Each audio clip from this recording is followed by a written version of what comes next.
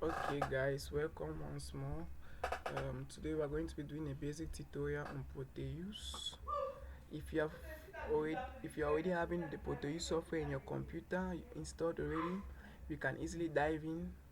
Okay, this is Proteus and the version of Proteus I'm using is a 8.17.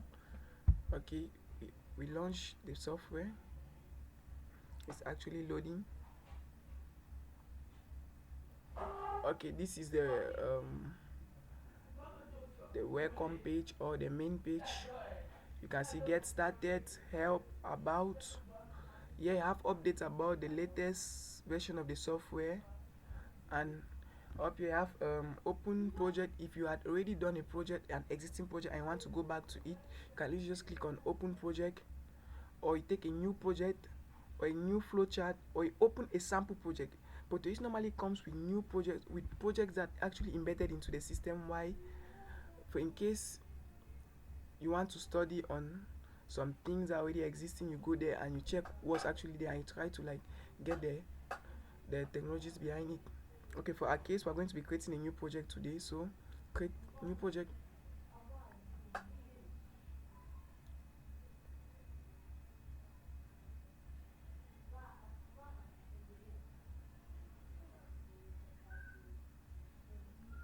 It's going to be a while, so let's wait. Okay, this is the first page. When you create new project, you take edit the project's name. You might as it's a new project, let's call it um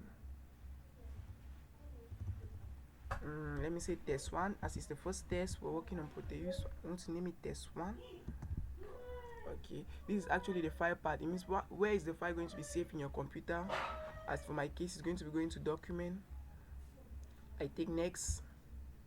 You leave everything as it is as default. You go to the next. You leave it as it is.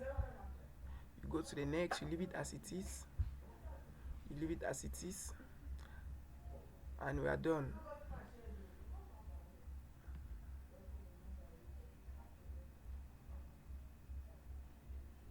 Okay, as you can see, this is a toolbar. Here is to create a new project, open an existing project, save a current project, exit the program, go back to the home page, and the others we are going to explain them as we work with Proteus gradually. For our case, as with our first tutorials, I'm going to show this is component mode. If you need components, electronic devices whatsoever you might need, you click on component. As if is it logic components or just normal components, I'm going to go for normal ones. Okay, this is the search bar. If I want something like example, I need a LED. I want to be a simple project with a LED, so I'll say LED. Full meaning of LED is actually light emitting diode, but now I'm going to be precise. I want a colored LED, so let me say LED. Let's make it blue LED. Okay, we have an active blue LED. Yeah, that's it, active blue LED. When you see it, you double click on it and it appears in your main project. And if we are using a LED, we should always be conscious of the fact that the current LED need is very small, so we also need a resistor.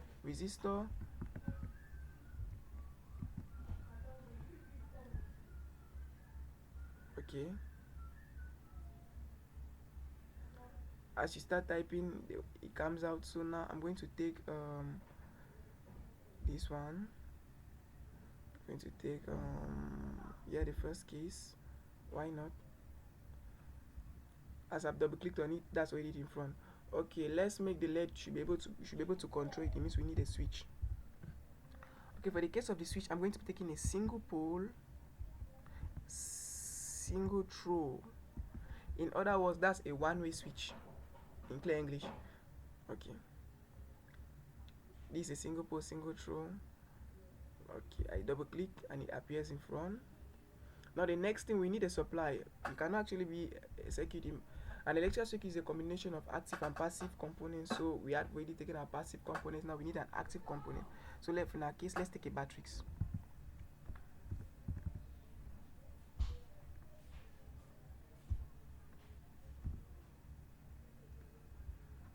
Okay, I'm going to be taking a battery, precisely a 9-volt battery for this case. Okay, we've collected almost everything I think we need to start. We go back to our main page. Let's start with the Batrix. Okay, as is Batrix highlighted already, you just come and you click on your workspace and you place it where you want it to be. Okay, I want my Batrix there. Then what's next? I'm taking my LED. I'll place it somewhere here. Okay. Then what's next? We have to protect it with a resistor. We have to protect our LED with a resistor. So I'm going to place my resistor somewhere up here. Clear?